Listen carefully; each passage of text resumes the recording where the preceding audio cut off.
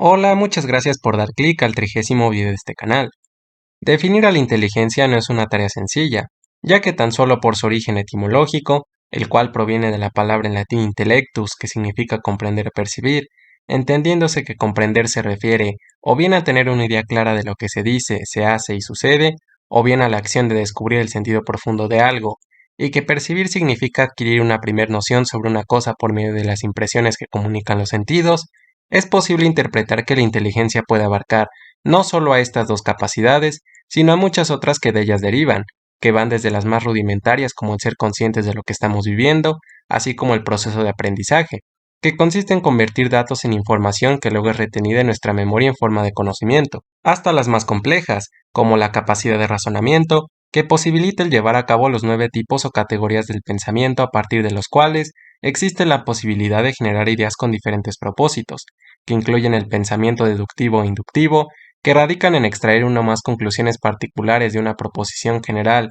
y en vincular a dos o más premisas particulares distintas para llegar a una conclusión general respectivamente, los cuales son posibles de realizar gracias a la combinación de la capacidad lógica, que sirve para entender todo aquello que nos rodea y encontrar relaciones o diferencias entre las cosas, acciones y hechos observables, con la capacidad del pensamiento abstracto, que sirve para pensar de forma independiente a la realidad concreto material que los sentidos nos muestran, así como para captar lo esencial y las propiedades comunes de las cosas. Luego el pensamiento analítico y creativo, que de forma respectiva estriban en realizar procesos de descomposición de ideas para contemplar a cada una de ellas individualmente y proceder a entablar una solución o establecer una conclusión, y en desarrollar nuevas ideas fuera de los patrones, siendo el primero de estos el que participa en otras capacidades como el pensamiento crítico, que es un proceso en el que se ponen en duda las afirmaciones que en la vida cotidiana suelen aceptarse como verdaderas, así como la capacidad de resolver problemas, que es útil para encontrar soluciones eficaces a diferentes problemas que surgen durante la vida, y el segundo es el resultado de la capacidad creativa, que se refiere a la disposición de las personas para crear ideas originales de diversa índole y de la capacidad de pensar fuera de la caja, que consiste en buscar opciones que están más allá de los límites visibles. Después el pensamiento convergente y divergente, que de modo correspondiente estriban en el uso de la lógica para resolver problemas por medio de la unión de planteamientos de carácter universal y valedero, y en la división de ideas en varias alternativas que pueden resultar posibles y aceptables, que además de solicitar la puesta en práctica de la capacidad creativa, también necesita de la capacidad de adaptación, que es la habilidad de cambiarse a sí mismo con el objetivo de hacer frente a los cambios no pronosticados. Después el pensamiento suave y duro, que residen en modificar nuestros pensamientos con el fin de descubrir nuevas formas de percibir la realidad, o en otras palabras, desarrollar verdades relativas, y en poner en práctica pensamientos propios de la ciencia, donde la exactitud de las posturas y los criterios deben entablarse bajo las líneas de la lógica, o en términos más simples,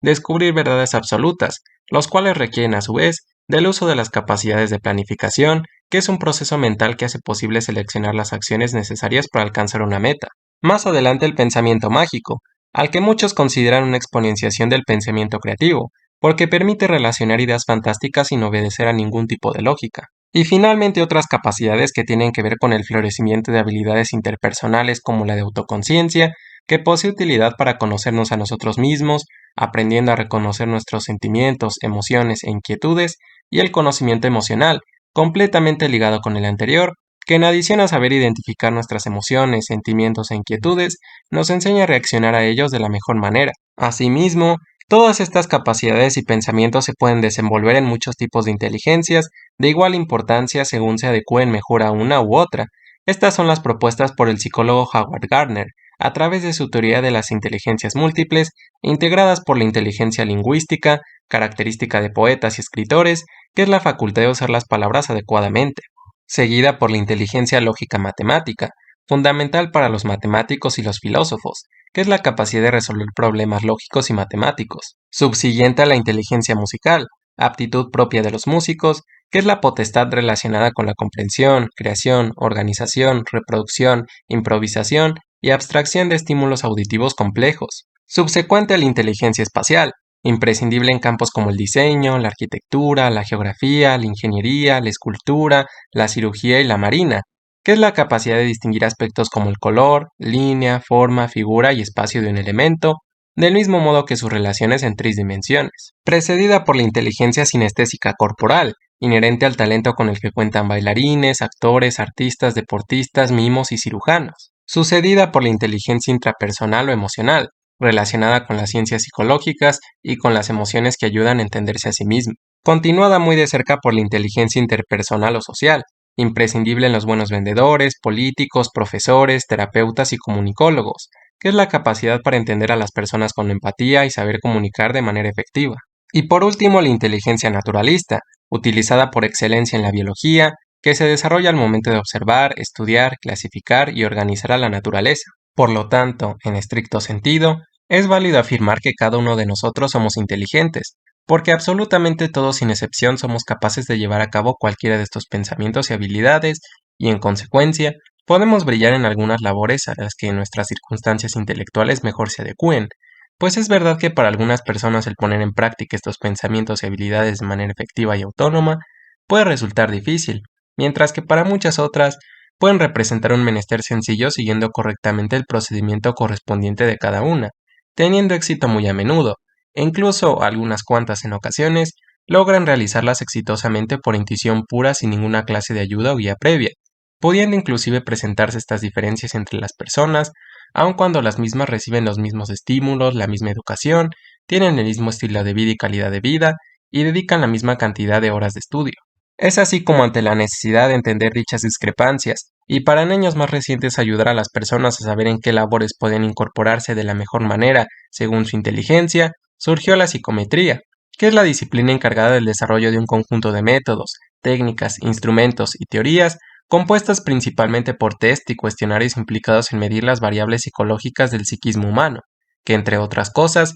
incluye la inteligencia, la cual, en específico, se mide a través de la determinación del intelecto, también llamado capacidad cognitiva, que es comprendido como la capacidad única de comprender y razonar objetivamente, sin abarcar a otras capacidades, a diferencia de la inteligencia, que se entiende como la facultad de llevar a cabo diferentes pensamientos, capacidades y habilidades que se adquieren por medio del conocimiento y la práctica, pero que sirve para calcularla porque su adquisición es innata, por lo que varía muy poco con el paso del tiempo y sirve por consiguiente para determinar el máximo potencial que tendrá una persona para adquirir conocimiento y desarrollar el resto de habilidades antes mencionadas, o en otras palabras, el potencial que determinará qué tan inteligente es en una persona. Esta se logra calcular a través de la medición del coeficiente intelectual, que se obtiene realizando una serie de pruebas y ejercicios que desvelan la edad mental de quien la aplica. Este cálculo fue creado por el psicólogo William Stern y fue modificado a la posteridad por los también psicólogos Alfred Wiener, Theodor Simon, David Wechsler, entre otros, siendo este último quien determinó que el coeficiente intelectual era distinto en tan solo 3 fases de la vida según las escalas que llevan su apellido, las cuales se conforman, en primer lugar, por la escala dirigida a los niños de 2 a 7 años que cursan los niveles básicos de educación preescolar y primaria.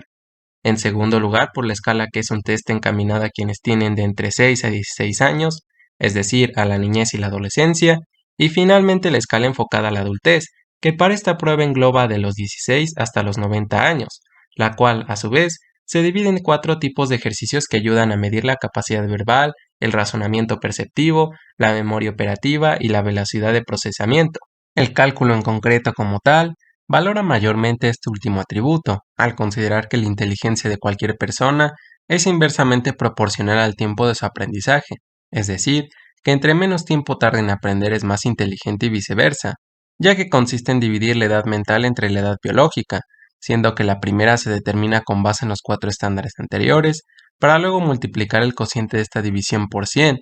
De esta manera, si a una persona de 40 años que realice esta prueba se le determina, por ejemplo, contar con una edad mental de 45 años, entonces se debe dividir 45 entre 40 y posteriormente multiplicar este cociente por 100, resultando en que tal persona posee un cociente intelectual que va de los 112 a los 113 puntos. Las variaciones han sido tales que se ha visto la necesidad de obtener diferentes rangos de inteligencia según la puntuación que se obtenga. El primer rango va de los 0 hasta los 69 puntos, donde se concentra cerca del 2.3% de la población a nivel mundial, que nos indica un perfil de muy bajo rendimiento intelectual, en el que existen subclasificaciones que van de los 0 a los 4 puntos, que son personas que si bien poseen conocimientos intuitivos para sobrevivir, irremediablemente no podrán aprender a hablar, leer ni escribir. Sin embargo, pese a no existir registros de personas con este puntaje, se cree que menos del 0.00001% de la población mundial cuenta con tal puntaje, lo que equivale a 77 personas de un total de 7.700 millones de personas que hay en el mundo. Si bien es cierto que las personas con una puntuación que se ubique dentro de este rango, al no poder desarrollar habilidades de lenguaje que son imprescindibles para desarrollar cualquier otro conocimiento, dejarían sin validez a la afirmación antes señalada con respecto a que todos sin excepción podemos destacar en la labor que mejor se adecúa a nuestras circunstancias intelectuales. Hasta no existir registros que avalen su existencia, no se puede descartar que en realidad no haya personas con tal puntuación, y aun si las hubiera, seguiría siendo debatible si se pueden o no desenvolver en alguna labor. Luego tenemos el grupo que va de los 5 a los 19 puntos, quienes son capaces de comunicarse con escasez, realizar tareas simples con mucha supervisión, y en el que sí existen registros de personas con tal puntuación, que comprenden aproximadamente al 0.04% de la población a nivel mundial. El de los 20 a los 34 puntos, que durante los primeros años de su vida desarrollan habilidades para comunicarse con cierta dificultad, pero que con el pasar de los años raras veces aprueban todos los cursos de nivel primaria y secundaria, aunque no por ello son incapaces de realizar ciertas labores con supervisión. El de los 35 a los 54 puntos, que equivale al 0.23% de la población, y que al igual que el subrango anterior, se caracteriza por adquirir habilidades para comunicarse durante los primeros años de su vida, pero que al mismo tiempo se diferencia de este porque habla de personas que en su mayoría son capaces de realizar trabajos cualificados o semicualificados con supervisión moderada. Y por último, dentro de esta subclasificación, el subgrupo que va de los 55 a los 69 puntos, que representa el 2% de la población a nivel mundial, caracterizado por desarrollar habilidades para comunicarse y socializar a muy temprana edad, así como aptitudes laborales adecuadas para una autonomía mínima. Después está el segundo grupo que va de los 70 hasta los 84 puntos, en el que se sitúa aproximadamente el 16.5% de la población mundial, el cual nos habla de un nivel de inteligencia limítrofe, propio de personas que pueden laborar perfectamente, aunque con pequeñas condicionantes. Luego el tercero de los 85 a los 99 puntos, en el que se encuentra el 12% de toda la población, que nos expresa un nivel de inteligencia debajo de la media, pero dentro del límite normal que en general presenta diferencias apenas perceptibles con las personas que se encuentran justo en el promedio, que son todos aquellos que cuentan con exactamente 100 puntos y comprenden al 3% de la población a nivel mundial. Se dice que quienes tienen esta puntuación manifiestan características intelectuales acordes a su edad, seguidos por el grupo que va desde los 101 hasta los 114, que al igual que el grupo que va de los 85 a los 99, no enuncia capacidades notorias que los distingan como más inteligentes que quienes cuentan con una puntuación de 100 o incluso menos. Más adelante encontramos al grupo que va de los 115 a los 129 puntos, en el que cae el 13% de la población, quienes son considerados como personas poseedoras de una inteligencia brillante. Muchos de ellos son los que desempeñan altos cargos en las empresas y llegan a niveles universitarios altos como doctorados. Posteriormente el denominado de los superdotados, que va de los 130 a los 144 puntos, engrosado por licenciados, gobernantes y empresarios que constituyen al 2% de la población. Y como ulterior a este, tenemos el que engloba el primer subgrupo de genios portadores de una puntuación de los 145 a los 155 puntos, quienes ya empiezan a desarrollar formas de pensar que se salen del común denominador y representan al 0,1% de la población, es decir, a una de cada 1000 personas. Continuado por el grupo que va de los 156 a los 174 puntos, que se caracteriza por poseer una forma radicalmente distinta de pensar, además de que ya para este punto, las personas que logran llegar a tal grado de inteligencia pueden sufrir problemas emocionales o trastornos de personalidad. Consecuente a este el que va de los 175 a los 189 puntos, considerado como un grupo con una inteligencia excepcional, al que solo alcanzan a entrar una de cada 700.000 personas en todo el mundo, que pueden aprender idiomas con relativa facilidad e incluso aprender a leer antes de los 3 años. Sucedido por el que va de los 190 a los 201 puntos, que son personas a quienes se les acredita una inteligencia profunda por contar con aptitudes realmente sorprendentes e inauditas. Se calcula que solo una de cada 18 millones de personas llegan a tal nivel. Y finalmente están quienes puntúan más de 201 puntos. Se cree que puntuaciones de estas magnitudes son improbables o pueden ser un bulo, aunque aún así, existen registros de personas que han alcanzado este grado casi inhumano e intuitivo de inteligencia. Algunos estudios sugieren que solo una de cada 8.000 millones de personas en la historia ha nacido con una inteligencia tan superior, por lo que si hasta el 2015 se calculó que 108.200 millones de personas han habitado el planeta, En teoría solo han existido 14 personas con una puntuación de 201 puntos o más. Pero luego de explicar a grandes rasgos las características de todos estos grupos, ve importante precisar dos cosas. Por un lado que esta información es bastante general y es la que se encuentra en muchas páginas de Internet,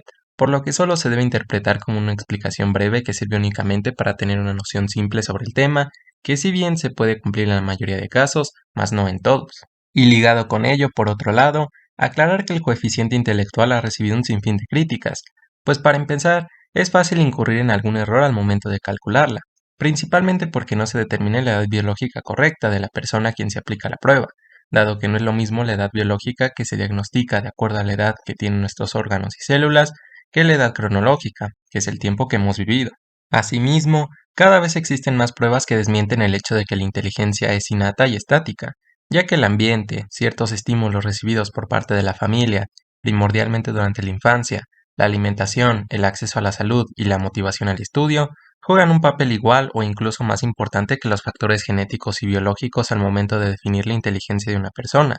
Por lo que si tales estudios son verdaderos, significaría entonces que la inteligencia de una persona puede variar y tal vez cambiar a lo largo de su vida de acuerdo al contexto en el que se desarrolla. También se le ha denominado una pseudociencia, ya que su cálculo solo se basa en medir 4 aspectos intelectuales que no sirven para determinar la capacidad creativa, la inteligencia musical, la inteligencia intrapersonal, ni la inteligencia interpersonal, por ejemplo. Aún así, según estimaciones, sí parece existir cierta correlación entre el cociente intelectual y cualquier tipo de inteligencia, pese a que incumban con habilidades que no son propias del razonamiento, como en los casos anteriores. De hecho, antes de por fin desvelar cuál es posiblemente el reto intelectual más difícil, vale la pena hablar sobre los genios a quienes se les valora como posibles poseedores de un mayor cociente intelectual de cada una de las inteligencias. De esta forma, en el área lingüística sobresale el alemán Johann Wolfgang von Goethe, con un coeficiente intelectual de 210 puntos, que aunque fue un polímata como muchos de los grandes genios que acaparan esta lista, destacó principalmente como escritor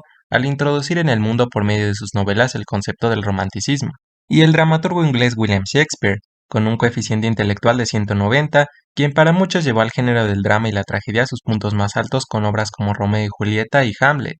En el ámbito de la lógica y las matemáticas está Isaac Newton, con un cociente intelectual de 190 puntos, que fue un físico inglés destacado por aportar al mundo la ley de la gravitación universal, las 3 leyes de la dinámica que explican el movimiento de los cuerpos y la teoría del color, además de ser considerado para muchos el creador del cálculo diferencial e integral, un título que hasta el día de hoy pelea con Gottfried Leibniz, otro gran matemático y filósofo alemán que desarrolló el lenguaje binario moderno y formuló algunos principios para razonar mejor, poseedor de un cociente intelectual igual que su histórico antagonista. Y por supuesto también debemos reconocer también al filósofo y matemático francés René Descartes, creador de la popular frase pienso por lo tanto existo, así como de la ley cartesiana, además de ser uno de los principales responsables del desarrollo de la geometría y de una nueva metodología científica que cuenta con un cociente intelectual al parejo de los anteriores. Y a Terence Tao, un matemático australiano que actualmente tiene 45 años de edad y que, entre varias cosas, trabaja en hallar un modo en el que las computadoras puedan trabajar utilizando solamente agua, junto a Kim Un-jong, un hombre coreano que a la edad de 3 años ya hablaba 4 idiomas, a los 16 consiguió un doctorado en física y años más tarde uno en ingeniería civil, quienes cuentan con cocientes intelectuales de 230 y 210 puntos respectivamente. En el ámbito musical podemos remarcar al músico y compositor alemán Ludwig van Beethoven, autor de 9 sinfonías, una ópera, 2 misas, 3 cantatas, entre muchas más, con un cociente intelectual que rondó los 160 puntos. Y a Wolfgang Amadeus Mozart, un prolífico compositor y músico austriaco con un cociente intelectual de 155 puntos que le ayudó a componer un total de 626 obras, que incluyen 49 sinfonías, 23 óperas, 20 misas, entre muchas otras. En la categoría de la inteligencia espacial y sinestésica corporal, tenemos al polímata italiano Leonardo da Vinci, que si bien realizó muchas aportaciones en múltiples disciplinas, sobresalió especialmente en el arte, realizando piezas como La Gioconda, La Última Cena y El Hombre de Vitruvio,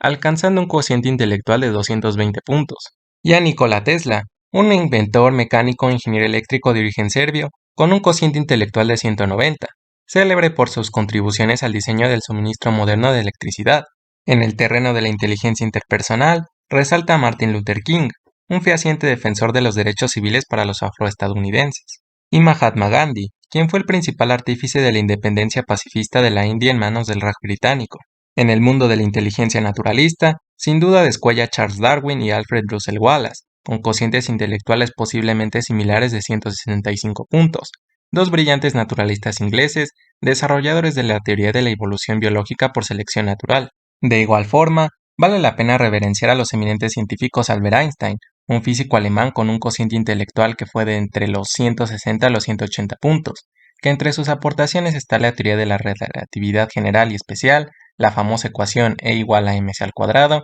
y el efecto fotoeléctrico, por mencionar algunos. Y a Marie Curie, una física y química polaca portadora de un cociente intelectual de 185, reconocida por descubrir a los elementos radioactivos del polonio y el radio, así como por sus investigaciones sobre este último elemento, en especial por sus compuestos y aplicaciones, además de ser la primera persona en ganar 2 premios Nobel en 2 categorías diferentes que corresponden a las disciplinas a las que se dedicó. Aunque para ser justos la lista es demasiado incompleta, faltó por mencionar a otros grandes genios como Arquímedes, Aristóteles, Galileo Galilei, Nicolás Copérnico, Louis Pasteur,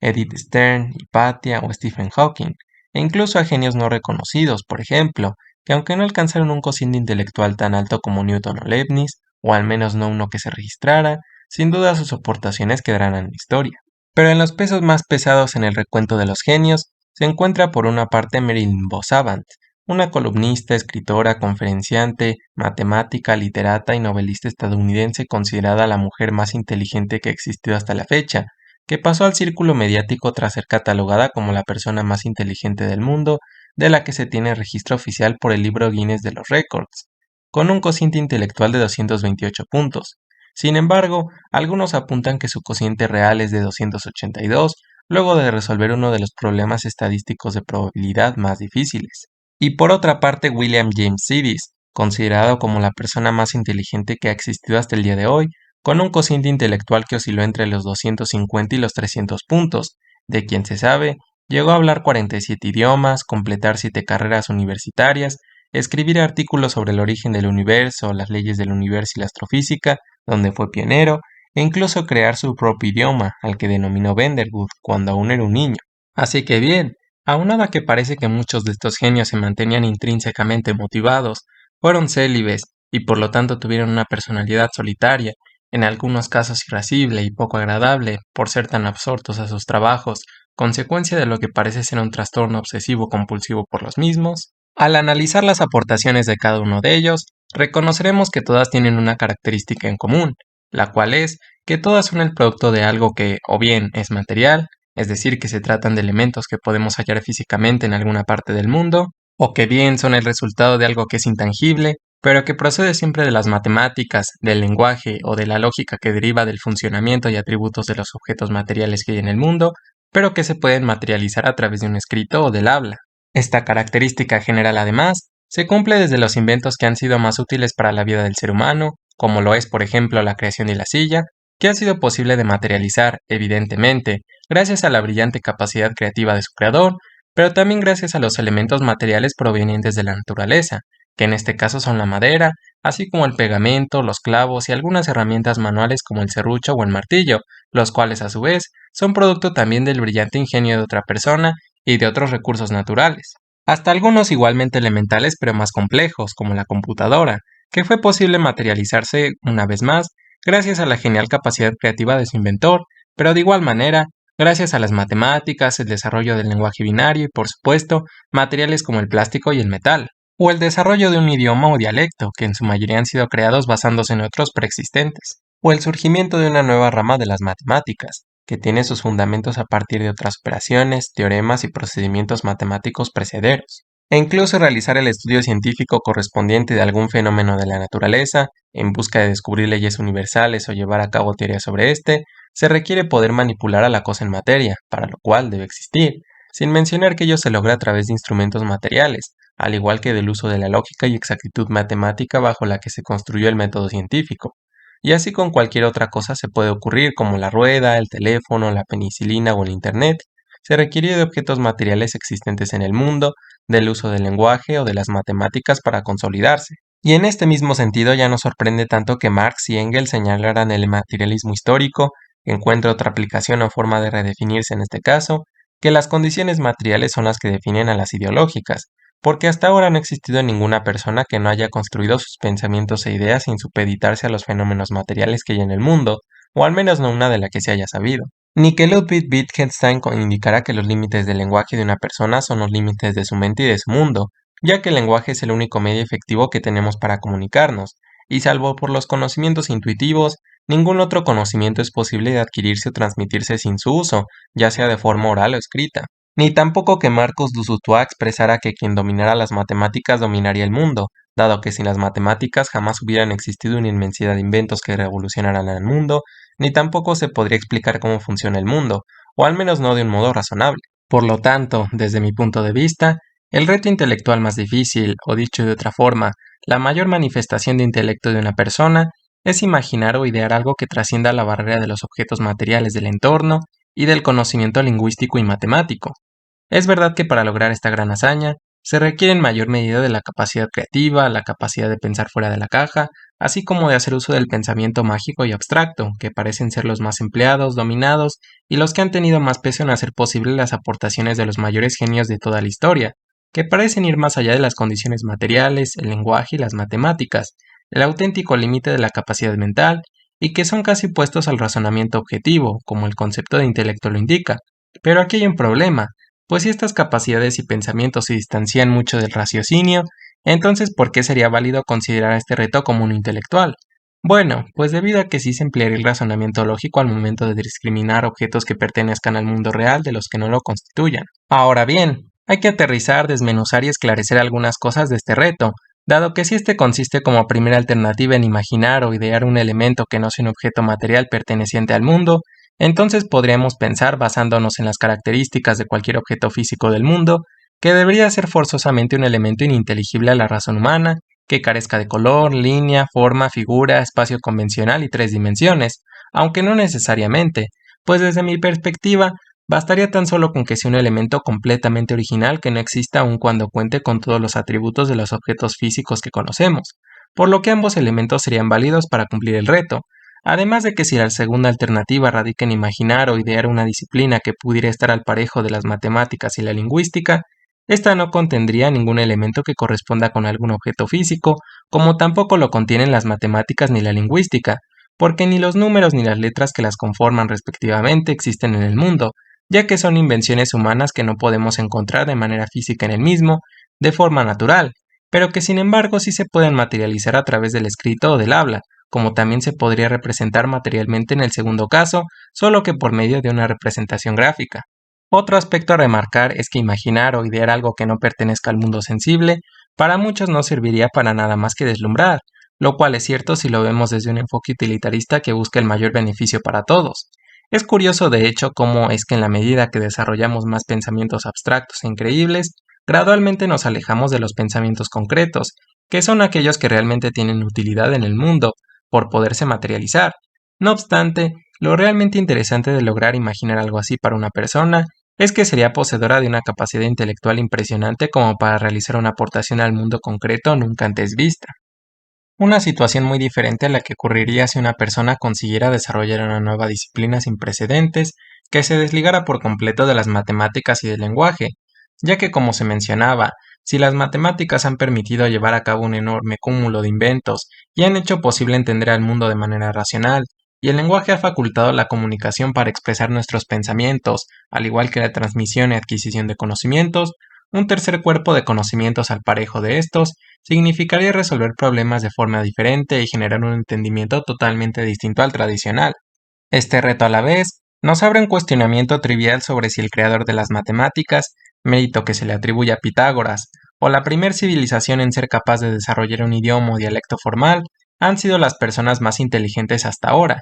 Esta cuestión sería sin duda una discusión polémica, y lo que diré a continuación aún más, pero creo que la creación de un lenguaje complejo estaba casi prediseñado para que una especie dominante la desarrollara, si consideramos que casi todos los seres vivos tienen una forma de comunicarse. En este caso, dicha especie fue el ser humano.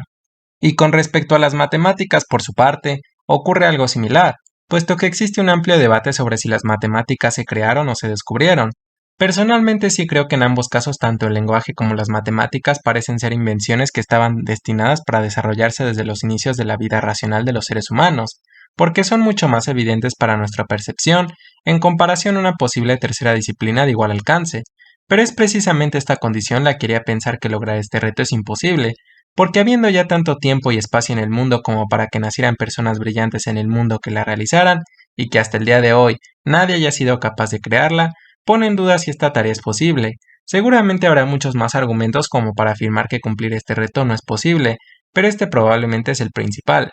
Aprovecho esto para aclarar que mi intención al hacer este video no es desvalorar el trabajo de los genios de la historia, sino simplemente tratar de mirar más allá de lo que sus contribuciones nos han ofrecido, y también que yo mismo dudo si este es el reto intelectual más difícil. Muchas veces se ha dicho que el reto más difícil es explicar el origen del universo de forma racional y con evidencias que lo respalden, y otros que no existe como tal un reto intelectual más difícil en general, sino que más bien en cada contexto histórico se presenta un reto intelectual más difícil que corresponde encontrar una solución a un problema grave del mundo. Actualmente, por ejemplo, está el problema del cambio climático y un creciente desorden social en muchos sentidos, que también me parecen correctas, y creo que aún faltarían analizar otras opciones. Así que me gustaría conocer cuál es el reto intelectual más complicado para ti. Aunque si de algo sí puedo estar absolutamente seguro para concluir, es que la humanidad nos ha enseñado, además de que su estupidez es infinita, que su brillantez puede llegar a superar todos los límites que se le imponen, así que, ¿por qué no intentarlo? Tal vez tú seas una de las personas con mayor capacidad intelectual de toda la historia y ni siquiera lo sepas, pero nunca lo sabrás si no lo intentas. Te agradezco mucho por el video y espero que te haya gustado.